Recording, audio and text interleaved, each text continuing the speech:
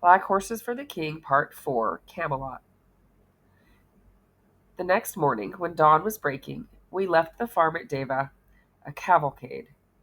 Myself astride Cornix, with Spadix on a lead rope beside us, and Maynard on his gray stallion, heading the troop. Under a bridle, the two stud horses were very well mannered. The other three Libyans were led in the center of the troop. We made good time that first day, though Spadix had to pump his legs hard to keep up with his friend. Still, he was tireless even at the canter. So he wouldn't feel worthless, I had him carry my pack of sandals and tools. We had some days to travel, but we made far better progress than on my journey from Iska. We camped out, for the spring was warming and Maynard preferred camping to the rough inns available on this route. I can guard us better on our own. We know who is near and who should not be. He was a good commander, and we ate well from what was hunted. He did buy bread when we passed villages that had bakers. It was rough bread, but great for soaking up the juices of the stews. Although every day I mentally reviewed all the things that could go wrong with hooves, none of them occurred on our journey. For the most part, we were traveling on good Roman built roads. I checked the sandals morning and night, and the nails stayed firm. There was no sign of hoof rot. Maynard usually managed to observe this procedure, but said little. He did admire the little iron pick I had made to ferret stones and gravel out of the deep frogs. I had a few extras, for they are troublesome objects at times, forever getting lost in the straw, and gave him one. Spring is always a good time to travel. The weather not too cold for comfortable riding, nor the nights too chill to find sleep. Fields were greening with winter-sown crops, and there was fresh grass for the horses to graze at night when they were picketed. The blossoming trees, pear and apple, were lovely, and the woods through which we traveled were bursting with buds, bluebells and daisies dotting the ground beneath us. Had I not been so anxious that nothing should go wrong on this journey, I would have enjoyed it even more. I shall never forget my first sight of the hill on which Lord Artos had built his headquarters, Camelot. It rose out of the ground suddenly, as if a giant's fist had punched up just that much of the earth's surface to form it. The sides were naturally cleared of any vegetation, and we could see the course of the zigzag road that led up to the southwest gate, a massive affair of oak planks, the width of a man's thigh. Sentries patrolled the top and the wooden palisade that surrounded it, for not all the walls were finished. Of course, our approach was noticed, and news of our arrival spread. I was amazed to see horses tearing at breakneck speed down the approach road toward us, weaving through the obstacles of people, laden ponies, and ox-drawn carts. I wondered if they thought our troop was hostile, though everyone knew that the Saxons did not ride, nor did they had they horses of this quality. And then, when they got closer, I saw it was Lord Artos himself who led the horsemen, his face broad with smiles, his bright hair golden in the sunlight. "Galwin! I wouldn't know you, lad. You've grown so, and able to ride my fine fellow, too." If his words to me were welcoming, his eyes gleamed as they fell on the big stallion that Maynard had assigned to the front of the troop. He threw his gray's reins to one of his escort, swung lithely to the ground, and beamed up at me where I had halted his stallion. He put one hand proprietarily on Cornix's bridle. "Rodri's doing, my lord," I said, grinning from ear to ear. I immediately slipped my feet out of the footplates and my right leg over the back of Cornix, dropping to the ground. Well, I would never match Lord Artos in height or girth, but I didn't have to look up as far to meet his blue eyes now, and I had brought his fine stallion safely to him. With a bow of satisfaction at the accomplishment, I passed Cornix's reins to his rightful rider. Lord Artos took them with a grateful smile, and before I could clasp my hands together to offer him a leg up, he had vaulted to Cornix's back. "Take my horse, Galwin. Maynard, my greetings, and thanks for the safe conduct. Can you help exchange saddles here?" Che, Geraint Gwalchmai, he said to those who had ridden down with him. You shall have the pleasure of riding my black horse back to Camelot. I am eager for your opinion. The change of saddles was accomplished with alacrity, and gave the Comos a chance to try out the war training Rodri had given Cornix, making the stallion walk from side to side, and turn on the forehand, then turn on the hindquarters, all of which Cornix did smoothly. I would remember to tell Rodri how wide Lord Artos smiled in the testing. Then Lord Artos gave the signal, and as the grey spurted forward instantly with the others, I found myself still in the van as we rode, not quite so furiously, up the road to Camelot. How they had made it safely down the road at the pace they had come was beyond my understanding. Despite occasional loads of sand and pebbles to improve the footing and provide traction for the heavy carts, the roadway was slippery with mud. We had to thread our way past men and supplies of all sorts. Two of the Libyans, and even some of the troopers' mounts, shied when going by noisy, squeaking, heavy-wheeled drays that were bringing stone, timber, slates, and bricks up to the steep and zigzagging slope. We rode through the great wooden gates. Here the outside wall was finished, and thick as a lance was long, well able to withstand any assault the Saxons might try to make. It could probably withstand even the stones of a catapult. After the main gates, we passed through the outer court and took the next hill at the gallop. At the top, Lord Artos reined to his right, passed an unfinished inner wall, and rode into a large court that was separated from the active construction by a high wall. This somewhat muffled the bustle and the other sounds of the building. We of the van followed him, but glancing back over my shoulder, I saw the rest of the troop taking a different direction. Then I looked forward again and had to catch my breath at the magnificence of the several-storied building in front of us. The Comos kneed Cornix up the wide, shallowed flight of stairs, the stallion's metal sandals clattering on the stone. Bending over in his saddle, Lord Artos called out to those within, "Come, you all, and see how well we shall be mounted, to drive Aiel and his sons from Britain." Men and women swarmed out of the edifice, startling Cornix so that he reared, pivoted on his hind legs, and came down so hard on his forehand that I was certain even of as fine a rider as the Comos would be dislodged. But Lord Artos only laughed, placing such a firm hand on Cornix's neck that the animal came to a full and complete halt, snorting but obedient. The gray I was on suddenly quieted, and at the same time I felt a pull on the reins. Looking down, I saw a lad in livery with his hand on the bridle. I was about to protest when those Lord Artos had summoned came down the stairs to examine the Libyans more closely. Rodri had trained the horses well, for although they rolled their eyes, they remained foursquare at the halt, almost, I thought, as if they knew they were on display. "These have been covering all those mares you assembled, Artos?"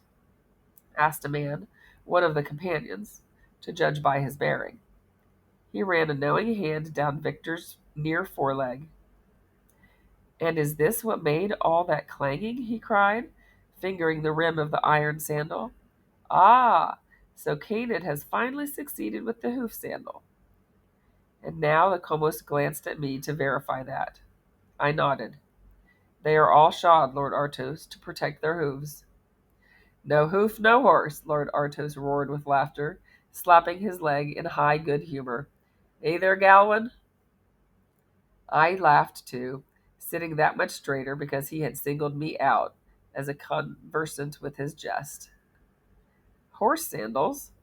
The phrase was bandied back and forth among the men who each came up to inspect the device. "Now, Artos," and the first companion came up to him, frowning, "is all this wise? Is it not one extra problem when facing battle?" "Ah, Che, Galwin here can answer you on that score, can you not?" I gulped. Che's blue eyes were very keen, and I knew I had to answer him cleverly. The sandals protect the feet of these big horses, who must bear more weight than even the largest of the ponies, my Lord Che. How are they fitted on? Nails? They'll work out, and then the sandal could shift and the horse be lamed. The nails are clinched downward, so they cannot work out. The sandal is fitted hot so as to conform to the hoof. For every hoof is different, and every sandal is made to fit the hoof. But who is to keep the sandal repaired? Even iron will abrade on stony roads. Men are being trained to this work, my lord. And you are one of them, are you not, Galwin? Lord Artos said. I brought along extra sandals for each of the stallions, and nails. It is a simple matter. Not if the nail goes into the quick of the hoof, objected Lord Che. But I could see his interest was more curious than critical. He wanted to understand the whole procedure. There is a sufficient wall of horn in the hoof, my lord, into which the nail can be sunk. Most smiths are accustomed to trimming hoofs. They will know how carefully to go.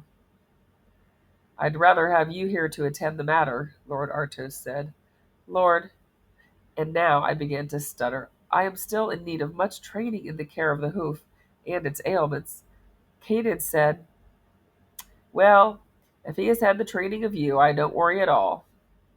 Lord Artos dismissed my doubts with a wave of his hand. But, Lord Artos, I am not yet completely trained. I could not take on such a responsibility. Arlo, and the commissar raised his voice, gesturing to a young man in livery to come to him. Go to Ilfor the smith, and ask him to attend me. Tell him Canaan's finally made those horse sandals he's been threatening to provide. And where are the other sandals, Galwin? In your packs? Fetch Galwin's packs, too. By then, other companions had gathered about us, inspecting Victor's sandals, exclaiming over their appearance and purpose. I was required to answer endless questions, and when the smith and my supplies arrived at the same moment, I had to pass around the spare sandals and the nails, plus all the equipment that I used to shape the hoof and nail the sandal on. Ilfor the smith asked more searching questions than anyone, and seemed skeptical of the whole idea, turning a sandal over and over in his big work-scarred hands. At some point, the Libyans were taken off to be stabled and fed. One of the grooms looked vaguely familiar, the set of his head and the way he hunched slightly. Could it be Iswi? I wondered. Then I scoffed at myself. This person was taller and bearded. I mustn't be looking for Iswi all over the kingdom. How could someone like Iswi be in Camelot? Then I was escorted into the building, with little time to assess its wonders while I explained, yet again, about these remarkable horse sandals. I barely had time to eat the evening meal that seemed a feast to me. When torches were lit, and everyone replete with food and wine, though I drank naught but small beer, I was finally allowed a respite from the companions' searching questions. Only then did I finally sit back and get my bearings. We were seated in a chamber with a high vaulted ceiling at a large round table. This was a departure from the Roman style of dining, though still affording the guests the opportunity to face each other. This table dominated the upper third of the hall. The Comus Britannorum sat at the top of his round table, his chair larger and more ornately carved than the backless ones which we of lesser rank were seated. On the far side of the stone pillars that supported the roof were smaller offices, where the companions assisted the Comus Britannorum in the management of his domain. Doors led off to other rooms, and a stairway circled up to the upper floors of the building and its annexes. The whole building was a fine place from which Lord Artos would rule his province and send forth his troops of black horses. I had never been in such a grand place, although my father's villa had been accounted a fine home. I was so tired that I could not pay close attention to the conversations that went back and forth and around the table. I vaguely remember that the talk that evening, as every evening afterward, was inevitably centered on the Comus's plan to unite the neighboring tribes. His arguments had not changed a bit from the plans he had told us those evenings around our campfires on the road to and from Septimania. But his words were spoken with much more conviction, as if he had refined reason and argument after constant debate on the issue. That evening they were discussing as well how to involve the Katuvalavni, whose lands lay closer to the Saxon menace. Representatives from that province were due to visit Lord Artos soon, one of the reasons he had wanted the Libyan horses here to display. But the discussions, though they were interesting to me in terms of how Lord Artos won his supporters, were all well beyond my attention that night. When I had finished my meal, I was shown to the guest cubicles, where I was accorded a bed to myself, a luxury I appreciated after 6 days on the road. Despite my fatigue and the weariness of the previous night's questionings, habit was strong, and I was awake at dawn's light. Dressing quietly so as not to disturb the other sleepers, I found my way out of the castle and to the stables. The early morning routine was in full progress, most of the horses already watered and fed by their grooms, even my Spadix. He and Cornix were, of course, stabled together. I wondered who had decided that that was necessary, but I felt that Cornix and Spadix had undoubtedly made their wishes known. Someone had even combed the pony's thick mane, and Cornix's sleek coat gleamed with deep blue lights. As usual, Cornix whickered at the sight of me, and Spadix added his comments in a shrill tone.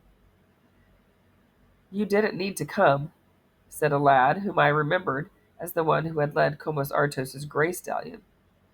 He erupted out of the next stall, a pitchfork in one hand. Dark-haired, gray-eyed, and wiry in build, the lad almost seemed to resent my appearance. "Habit, I fear," I said, with what I hoped was a rueful smile. I was a guest in this place, and had no rank at all. Perhaps I was offending the order of these stables by appearing unasked.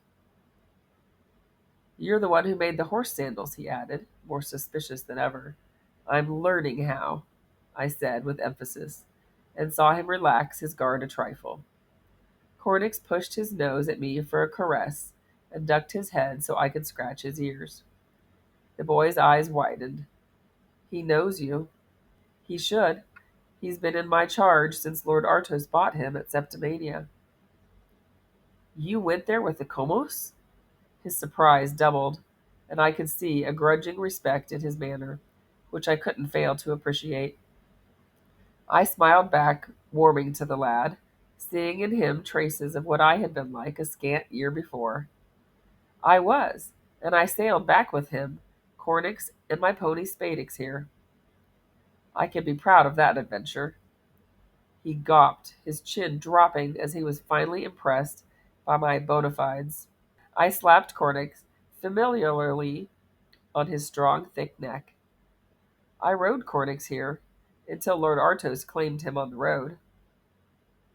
"So that's why you were up on Ravis," he said. "The gray?" He nodded. "Yes, we changed mounts. That's a fine beast. Lovely gaits and a beautiful mouth. Do you have the charge of him as well?" He was ready to be civil now. "I'm Ian Albigensis," he said, giving his formal name, and we clasped each other's forearms in the fashion of friends. "Are all the Libyans as grandly big as these?" "Only the best would do, Lord Artos," I said, trying to sound more matter-of-fact than pompous. "And the mares are every bit as fine as the stallions. You should see this year's foals. 15 were born in February, and every one sturdy. Cornix here," and the animal wuffled, pricking his ears forward at the sound of his name, "did his duty by every mare he covered, all of the 50 proven in foal." 50? Yayan's eyes bulged at such a prodigious number. "Well, we have to mount all the companions on animals as good as these, don't we?" He nodded his head, his eyes still wide. "And you've to make sandals for 'em all?" I laughed. "I won't be the only one, I assure you." I was just about to ask him if there was a Cornovian named Iswi working in the stables when the slender young lad Lord Artos had called Arlo appeared in the stable-yard, breathless from the speed of his run. Yayan, Lord Artos, and his companions will ride out on the Libyans to hunt after Mass. Then he noticed me. "You're Gowan?" he asked, not quite disrespectful, more uncertain. When I nodded, he added, "Because Lord Artos wishes you to wait upon Ilfur the smith after Mass, about those horse sandals." Then he pivoted on one heel and raced back the way he had come. Arlo, it seemed, rarely walked anywhere. "Have you a chapel here?" I asked Yayan. What with my broken arm, and then all the work on the sandals with Alan and Canaan, I had not had the opportunity to get to Mass at Deva as I had resolved to in the new year. At the farm, one of the priests, usually an old one, who better understood the peculiar attitude toward religion, where most of the inhabitants were inclined toward a familiar semi-paganism, made the trip to baptize infants or preside at a burial when needed, but they did not hold services. I was, therefore, almost hungry to attend a proper Mass in a real church. "Of course," Iain said, obviously surprised that I would ask. He pointed to a high slate roof that could be seen from the stable-yard, at the other side of the great hall. "Mass will be said shortly, so you'd better hurry." "But if I'm to go to Master Ilfur—" "You'd best go to Mass first, Gowan," he said firmly. "Master Glabus does, and I will. Lord Artos and his companions do." My indecision lasted no longer than his final sentence. So that morning, and every morning thereafter of my stay at Camelot, I stood with the throng of worshippers in a church that was as perfect for Camelot as everything else about Lord Artos's castle. The church faced east and west, with high slit windows letting in a morning light that bathed the whitened walls in glorious shades of lemon yellow and pure white. It was a joy to me to chant the responses, letting my heart savor the beautiful words. For one brief instant, as the Mass started, I thought I had forgotten the prayers. But then my tongue worked before my mind, and the words came from the heart that had not forgotten them. If others merely mouthed the Latin, having learned the British tongue as their first language, I raised my voice just slightly to speak the purer sounds that had been drilled into me. The strength in my voice caused Yayan to give me a wondering look, and he sighed as if in relief. By the Benedictus, I experienced a profound renewal of spirit, for I had not been aware of how much I had needed the benediction of the Mass. I vowed to renew my religious duties with vigor, even if, at Deva, I would have to rise before dawn to attend, at least once a month. I promised that to God, if he would further Lord Artos's cause. When Mass was over, the lords made their exit first, passing through the lesser worshippers. Lord Artos cast his eyes to left and right as he proceeded, and he caught sight of me, giving his head a slow nod as if pleased to see me in the congregation. I was all the more glad that I had come this first morning in Camelot. I had been a sorry Christian these past few years, and was joyous to have my faith also renewed today, another benefit of my service to Lord Artos. When we two finally processed out of that lovely church into the sunlit morning, it was still early enough. Mass evidently did not intrude on the business of the day. Yayan had pointed out to me the way to Ilfur's forge. I detoured first to my cubicle and collected my pack of horse sandals and tools. Pausing briefly in the kitchen, I took a handful of the cold meats and bread set out on the trestle tables, and these I munched as I strode to my appointment. The unfinished outer court was already crowded with people and stacks and piles of the supplies which had been among the loads brought in the day before. Workmen were struggling up ladders with tiles. Nets of rock were being hoisted to the masons awaiting them on the heights, and carpenters banged merrily away at various other projects.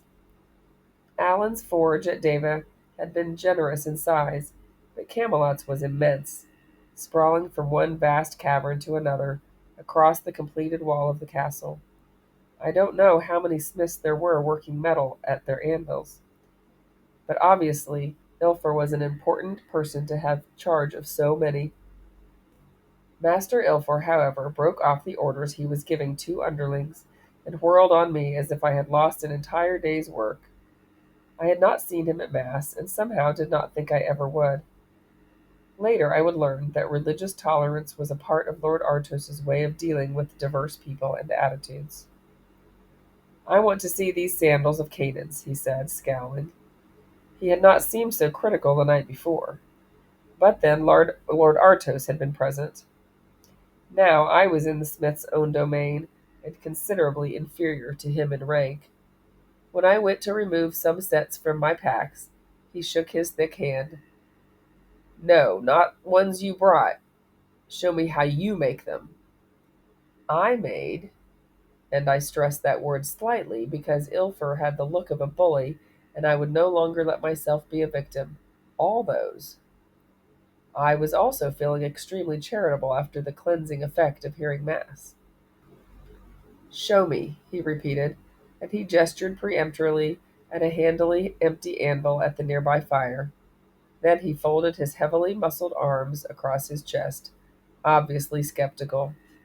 I shrugged. Diffidence is a good defense against men of his temperament. I knew, as I withdrew my leather apron from my pack and laid out my tools on the anvil's pedestal, that I did not look as much a smith as he. I had neither his bulk nor his sinew, nor could I fold metal for a sword and hammer the blade into shape, nor make arrows and lance heads, or shields and breastplates as he could, but horse sandals I could fashion quickly, deftly, and have them fit to the horse that needed to be shod. "Where's the horse?" "Horse?" he asked, widening his eyes. "Why would you need a horse?" "To fit the sandal to, of course," I replied, undaunted. "Make the sandal." There was no evasion from that command. I shrugged, and, walking to where his store of iron was kept, selected a length that would be suitable for a pony sandal. No, not a pony.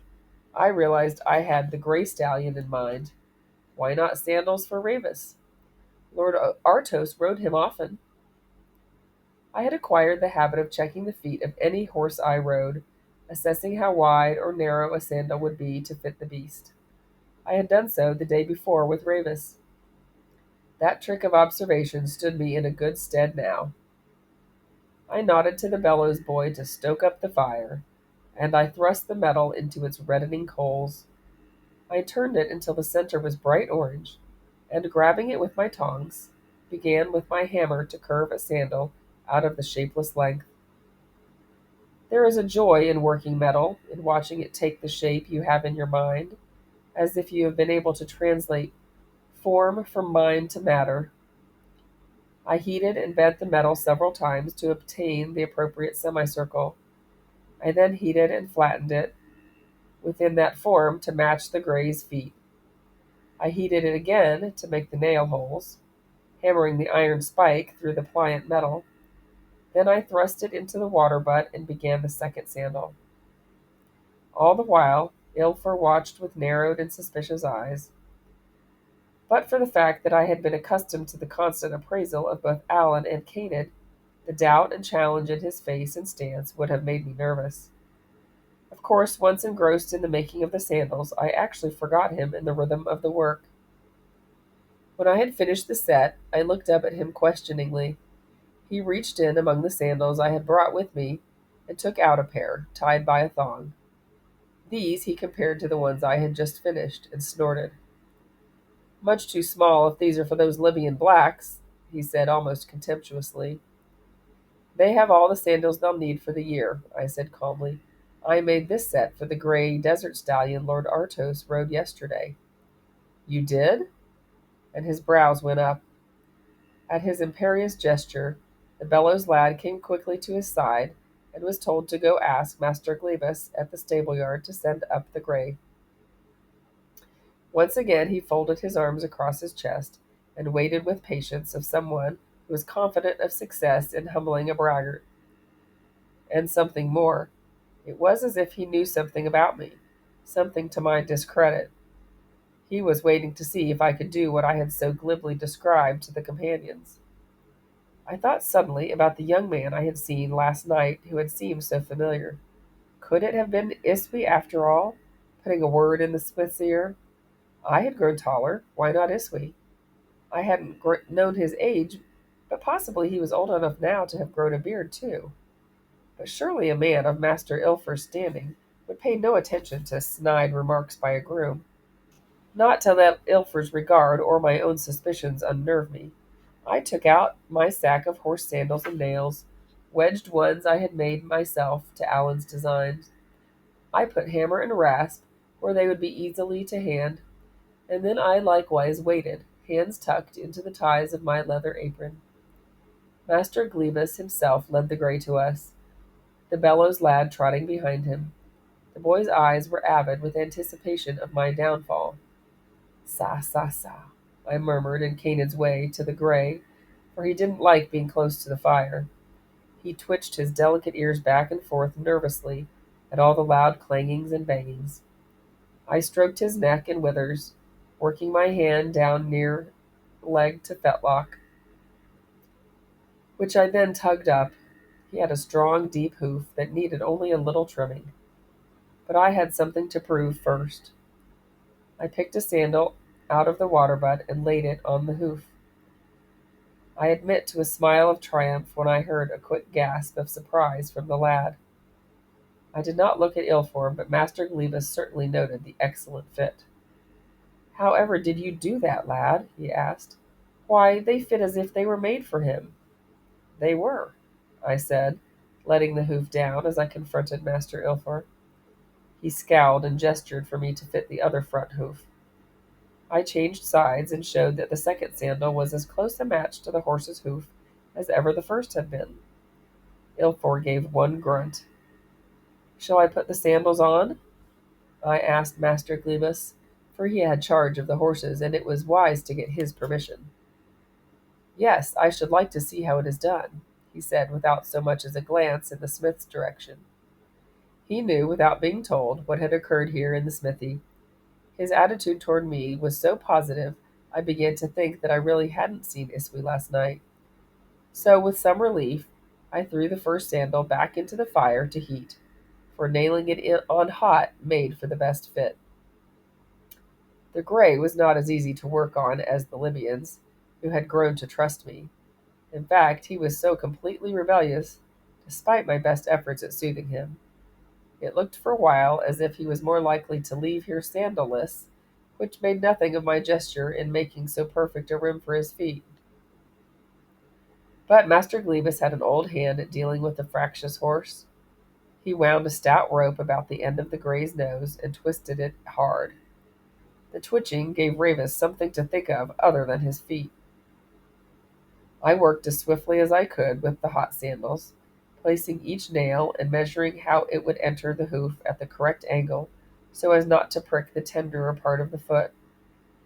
I clinched the nails, pinched off all but enough of the metal to bend down in the clinching, and hammered the ends down into the outside of the hoof. With a final application of the rasp to the nail end, I smoothed the hoof so that no one's hands would be snagged on a jagged metal edge. Released from the nose twitch, the grey snorted in relief, shaking his head until he became aware of the extra weight of his hooves. The sandals sent sparks flying from the cobbles and clanged with the energy of his movements, but he could not dislodge them. Gradually he walked into the feel of them. "Any more you'd like shod, master?" I asked, more to the horse master than to the smith. Ilfor grunted again. Then suddenly, like the sun appearing on a grey day, a smile appeared on his soot-grimed face, showing large white teeth, crooked in a full mouth. He also extended his large hand. "You do know what you're about in a forge, lad, for all there's little brawn to you," he said. "Neat, tidy, quick." He gave his head a decisive nod, as if he had been reserving his opinion all the while I worked. He took my hand, pumping it and squeezing my fingers in his powerful ones. Obviously a man who did not know his own strength. I caught the sympathetic expression on Master Glebus's face. as if he well knew what pressure my hand was experiencing. And so I endured the clasp without wincing. But Master Ilfer's wording, that suggested something had been said to him about me, and he had been weighing judgment. Perhaps Yayan could tell me. Now I felt it wiser to reinforce the goodwill where I had it. I only do sandals, Master Ilford, but those I do well, I said with the simple authority with which Canaan would speak, serving the comus Britannorum to my utmost, just as you do. Master Ilford gave another of his grunts, but his manner suggested that I had made the right reference, that we both served Lord Artos in our different ways. I've a gelding, Master Glebus said, raising one finger tentatively, badly crippled with seedy toe. Would those iron rims— Just what the sandals are for, Master Glebus, I replied, smiling my willingness. I spent the entire day in the forge, after first formally requesting permission from Forge Master Ilford to use his facilities. I made sandals for cracked, damaged hooves, so that the ponies might stride out again pain-free. Master Ilfer having made a tactful mention of how much iron he needed to continue his own work, I merely trimmed hooves that were not in such immediate need of sandals. By the end of the week, I had worked my way through all the horses and ponies connected with Camelot, for many that were not needed on a daily basis were pastured nearby. I even did some of the farm animals that were hauling the carts up the road to the castle. They needed such rims as protection, perhaps more than the riding horses, and I willingly trimmed the feet of oxen, for they had problems as well, treating such puncture wounds and bruises as I discovered. I was aware that, while I worked, one or another of the other blacksmiths turned up to watch the sandal making, and were especially attentive during the fitting. Such scrutiny amused me, for I realized that Ilfer was making sure all his men would know how to fit the sandals. But there was more to it than watching someone else work. Nor would I be here much longer, for I would soon be returning to the farm at Deva. Ilfor's men, no matter how carefully they watched, needed special training. Lord Artos might have mentioned that he wanted me to stay on, to continue to practice my skill, but I knew how much more I had to learn. When I felt myself to be truly competent, then I would return here. However, I was very much aware that we all served Lord Artos. Therefore, on the third morning, I approached Master Ilford and suggested that he might like to have one or two of his smiths work along with me in making and fitting the sandals. Ilford at first expressed surprise at my suggestion, as if his men had only been watching, not memorizing the steps. Then he smiled, rubbing one large ear with two fingers, as he had realized that I had realized what he was about. We both serve Lord Artos, I reminded him, allowing him that much leeway. We are still learning how best to protect the feet. No hoof, no horse. He nodded soberly at the saying and immediately delegated 4 of his apprentices to my tutoring. None of them were at all skeptical about the merits of the sandals, having seen once lame horses walk sound out of the smithy with fitted sandals.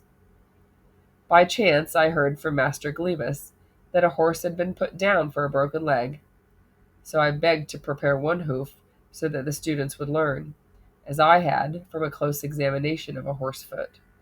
A gory task, but essential if I was to be a proper tutor. I talked more for the next 3 days than I had ever talked in my life.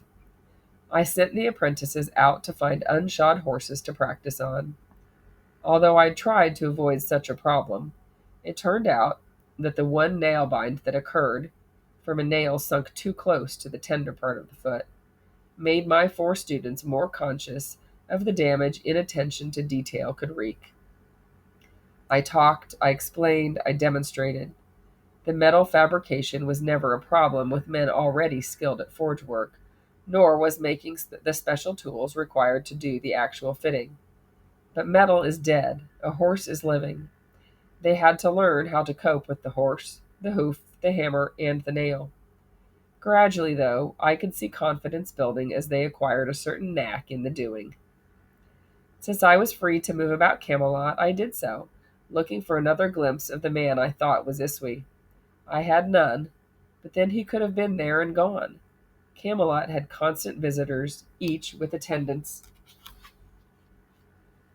Don't know anyone by that name, Yayan told me when I got a chance to ask him. Not among the stable lads. Anyone new here? Yayan's laugh interrupted me. New? With all the comings and goings right now? If you're worried about Cornix and your pony, don't.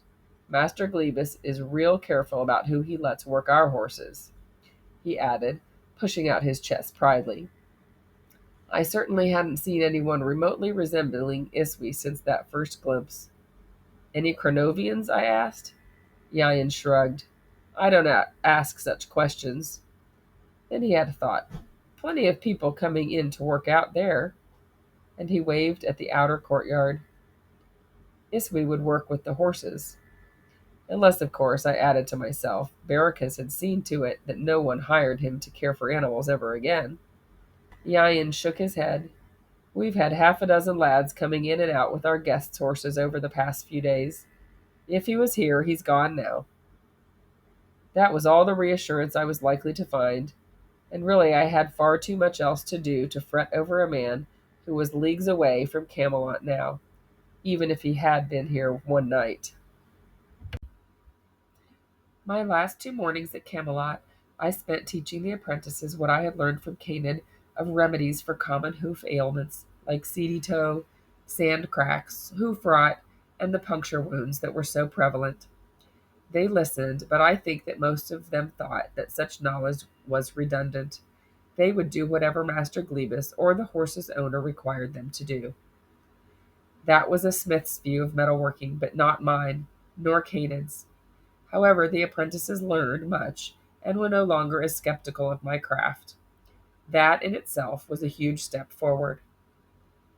On my first free afternoon, I went to watch Lord Artos and the companions working the big Libyans, and that was a magical time. The war horses seemed to enjoy the maneuvers they were asked to perform. What a splendid sight for the watcher! The stallions entered wholeheartedly into the exercise as they charged down the field at imaginary targets. I could guess what the feelings of an enemy might be, faced with those great black steeds, nostrils flaring, teeth bared. Rogery would be gruffly pleased with my detailed account of the display. I spent my evenings listening to the companions and listening to the visitors who were mostly trying to avoid joining Lord Artos's combined army.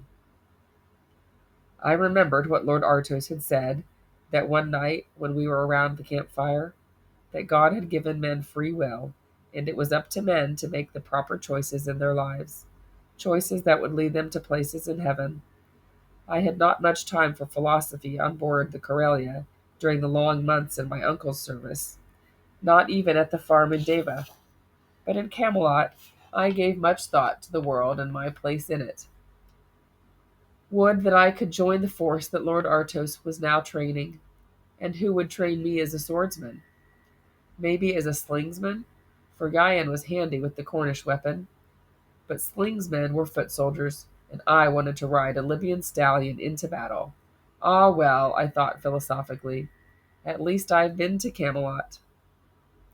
Camelot was such an amazing place, truly every bit as marvelous as I'd been told. I knew myself to be fortunate indeed, so I did not protest when one of the stewards called me from the forge to meet with the Comus the day before I was to leave. He was in the room that he used as office, seated at a long sturdy table cluttered by scrolls, bits of leather, 2 sheathed knives, and scraps of parchment covered with notes in bold script. There were shelves for the scrolls, lances standing propped against one corner, and Lord Artos's sword, Caliburn, and its scabbard neatly racked up on the wall nearest the door, ready to hand should he be called in an emergency. He had before him the scroll I had brought from the farm, enumerating the mares known to be in foal, and to which stallions. Ah, Galwin, now that you've taught Master Ilfer's men what they need to know, and he grinned at me, aware as always of all that went on in his castle, we can continue the good work started by yourself. More by Masters Allan and Canaan than me, Lord Artos, I said hastily. I like a modest man, Gawain. I straightened my shoulders, for he called me man now, not lad. But I also give credit where it's due. It's due you, Gawain Varianus. And he extended me a pouch that I could hear clinking as he hefted it. I'm only glad to have been of service, Comus, I said, keeping my hands behind my back. With a swoop, he pulled my right arm forward and firmly placed the pouch in my resistant hand. And worthy of some reward for months of honest service and dangerous work, he closed my fingers around the leather bag. I shall not say farewell, Gowan, and his eyes twinkled at me, for undoubtedly we shall need your special skills, once you consider yourself well enough trained. His smile was both amused and understanding. So now I shall merely wish you a safe journey back to Deva, especially if you will act as messenger with these. And he passed over a half-dozen tightly wound scrolls, with a long strip of parchment tucked under the thong that bound them together. The names of the recipients are written on each, and directions to each one on that strip. Your road to Deva takes you close to all. You'll get a decent meal or a night's shelter on your way as my messenger. Of course, Lord Artos.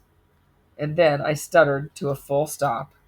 I didn't know how to continue, because of course the messages should be delivered quickly, and Spadix must stay with Cornix. I could only go so fast on foot, for I was not a runner that some are. I did hope to find a farm cart or two, or even a wagon train along the way to give my feet a rest. Then he burst out laughing. He had the most infectious laugh, so I had to grin back at him. I've taken Spadix from you, haven't I? For that sentimental barbarian of a Libyan. Well, as my messenger, you must naturally have a suitable mount. He awaits you. I shall look forward to our next meeting, Gawain Varianus. 100 more like you at my back, and no Saxon army could withstand us. Thus, chest swelled with pride, I left his presence and hurried out to the courtyard. I would miss Spadix, though not as much as I might once have done. I'd grown too tall to be very comfortable riding him, but he would always have a special place in my heart. After all, he'd carried me bravely into a completely new life.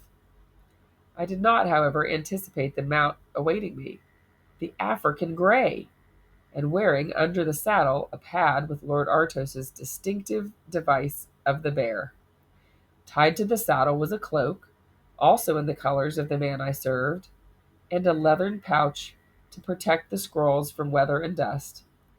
All would know me for a messenger of Comus Britannorum, and respect me as much. Master Glebus himself was there, smiling with great pleasure at my astonishment. Surely there's some mistake, Master Glebus, I exclaimed. He's much too— Nonsense, lad. With the new Libyan to amuse the Comus, he is not likely to ride this fellow as much as Ravis needs. He's also to do his bit with the mares, for we can always use more messenger horses with his turn of hoof and endurance. He's a good doer, and will keep condition if only he smells oats now and then. Further, and now Glebus leaned into me with a hand cupping his mouth, Lord Artos in full regalia is too heavy for his back. The Libyan suits him better in that regard, an animal well up to weight. He straightened up, winking. You're a messenger right now, too, so the gray's speed is to your advantage. You know your first destination? I glanced down at the slip. It was nearly transparent with all the messages that had been inscribed and then scraped off of its surface. My first stop would be outside Aquasilis, at an armor's, one Sextus Teronius, a destination which I could easily make on this fine horse by evening, if I started immediately. You'll be fed and bedded on the way, lad. No fear of that, as Comos's messenger. I took the reins from Master Glebus's hand and vaulted to the stallion's back. He pranced in place under me until I soothed him with my voice and a hand on the arching crest of his neck. Good speed, lad, the horsemaster said, stepping back. I pressed my knees into the trembling sides of my mount and began my journey, back to the farm. As soon as we had managed to descend from the heights of Camelot, I let the fidgeting Ravis have his head, and he went forward at a gallop, his hoofs ringing against the paving stones. He was fresh, and I honestly did want to test his gaits. He was so agile that he had no difficulty in weaving around those on their way to Camelot. I even heard a few cheers. I thought I heard an echo of a curse, and looking over my shoulder for fear I had inadvertently caused trouble, I did see another mounted rider some distance behind me. His animal was not as clever-footed as mine, and the rider had run right into a team of oxen dragging a sled full of granite. I stroked Ravis's neck, well pleased with his dexterity, and let him continue his gallop. He had sense enough himself to drop down to a canter, an easy gait for a rider to relax into. I reached my first destination, the armorer's, where Sextus Tertonius himself greeted me, emerging from the smoky interior of his forge, where half a dozen men were busy at anvil and hearth. He called one lad to take my horse away to be unsaddled and refreshed. "For you will surely need to rinse the travel dust from your throat, Gowan," Sextus said, and then wrenched his head around at the sound of Ravis's shod feet on the bricks of his yard. "Whatever is the matter with him?" I grinned, signaling the lad to stop. "Sandals to protect his feet from prods and bad surfaces." So, although Ravis was unsaddled, he had to stand about and let me pick up his feet one by one to show Sextus his iron rims. Tertonius shook his head, drawing his mouth up into a pucker. "Don't see the need of such things, lad. Choose a horse with a good, strong, upstanding hoof, and you'll have no problems, whatever you ride him over. But that Artos," and he shook his head again, "he's got a lot of fancy notions in that head of his, as he'd better be without." Sextus Tertonius was the first smith who did not see the benefit of the horse sandals, but he was by no means the last. I only hoped that he would give Lord Artos's message a more positive response than he'd given the sandals. I had a meal while Ravis was washed down, groomed, fed, and readied for me to ride off to my next stop. I was encouraged to stay under cover that night at my third stop, a villa outside Corinium. Indeed, the weather had worsened, but my night's rest was broken by the dogs barking sporadically all night and by the thunder and lightning of a fierce storm. While I didn't rise, my hosts did, investigating each new outbreak of alarm. In the morning, I asked what had aroused them. "Chicken thieves," my host said, shrugging. "We've foxes as well as ferrets hereabouts, and they do go for the chickens." Ravis was as fresh as if he hadn't gone leagues the day before, and I had to let him gallop the fidgets out until he would settle once more to his easy but distance-eating canter. In Corinium, too, I took a good-natured dismissal of the horse sandals from the recipient of Artos's message. "And what happens if a nail works loose?" "You've to walk the horse then, haven't you, to whomever can fix it?" "I know enough to do that," I replied evenly. I had become so used to a positive attitude toward the sandals that such skepticism made me reticent. "And weigh yourself down more with hammer and nails, I'll warrant," was the reply. So I handed over the message courteously, refused any hospitality, and rode on to Glevum. There I delivered the last of my messages, but Prince Ginor insisted that I could take time to rest my horse and myself before proceeding to Deva. I was glad enough, for Glevum is a considerable town, and I had a few odd coins to spend, given me by the satisfied owners of horses I had shod. I wandered around the market and bought a set of large wooden spoons for Daphne, who was forever breaking hers, generally on the scullery maid's hands for being sloppy or slow.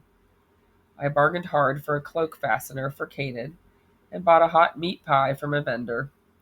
Then I sat on the wall at the edge of the marketplace to watch the folk coming and going. No one so grand as I had seen at Camelot, but it was so rare for me to have a day in which to please myself that I enjoyed the leisure for its own sake. When I got back to the prince's house, There was a huge commotion in the stable yard. Prince Gaynor himself was shouting orders. As soon as he saw me, he waved me urgently to him. "Someone tried to steal that gray of yours, Gowan." A spurt of fear was quickly masked by the outrage I felt. Was the thief caught? Gaynor gave an exasperated growl, his fingers rattling the hilt of the sword at his waist. Slippery as an eel he was, the moment my hostler remembered that Lord Artos's messengers travel alone. That's what the stable lad was told, that you were ready to leave. But the rascal didn't even know which bridle to use, and that made the boy suspicious. So he asked Gren. When Gren arrived to question him, and now Gaynor was outraged as I, he vaults to the gray's back and tries to ride him out of my yard, bareback and bridleless. But my guards were alert, and the gate was shut before he could leave. Gren said he was off the horse, up and over that wall there, and he pointed to the end of the stable yard, where stood a high, vine-covered wall. I've sent guards after him. He'll not get far. If the would-be horse thief was Iswi, I doubted that, for the Carnovian was as clever as he was sly. We'd not be able to catch him at Deva for all the watching we'd done. What did the man look like? Did anyone see his face? Gaynor beckoned his hostler, who was still red-faced and puffing with indignation over the affair. Did you get a good look at his face? Aye, and a nasty look he had. Raging he was at being thwarted. Was he bearded? I asked. The hostler nodded. Raggedy-like, tall as yourself, but skinny. Used to horses, though, the way he vaulted up, bareback and all. Do you know him, Gowan? Asked Gaynor. Grimly, I nodded, unable to speak for the fury that almost consumed me. First Spadix and Cornix, then Splendora, and now Ravis. So Iswi had been at Camelot, and he had doubtless been the rider I had seen behind me on the road. Quite likely he was also the intruder who had kept the dogs barking in his attempt to get at Ravis in his stable. It's appalling that a messenger of the Comos should be hindered or attacked for any reason. Then a thought occurred to Gaynor. A Saxon spy? I doubt it, I said, and then hesitated. A man who would deliberately cause harm to the horses he was supposed to value might grasp at other opportunities to do harm to those he hated. I couldn't at all be sure that he did not include Lord Artos in that category, but in my estimation Iswi was evil enough to turn treacherous too. No, I doubt he would have the opportunity, but he believes himself ill-used in the service of Lord Artos, I said. Gaynor was clearly waiting for more explanation. He tried to injure one of the new Libyan stallions on our way to Deva, and was sent off without a character. I believe he was guilty of other attempts to harm the Libyans. Ah, a vindictive type, is he?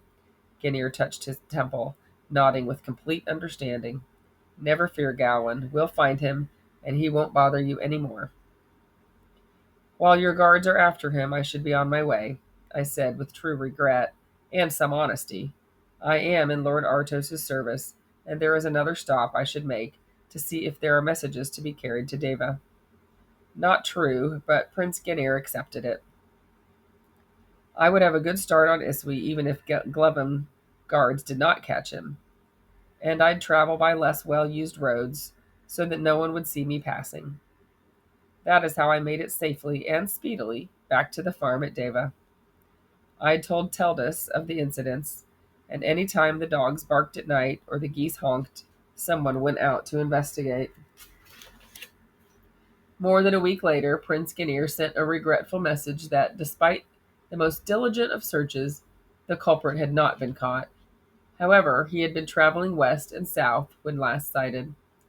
When next Veracruz came, unscathed from his latest skirmish with the Irish raiders, I reported Iswi's activities to him as well. I don't see Iswi as a spy either, Veracruz said, but I shall certainly warn Prince Kador and Artos to keep an eye out for him.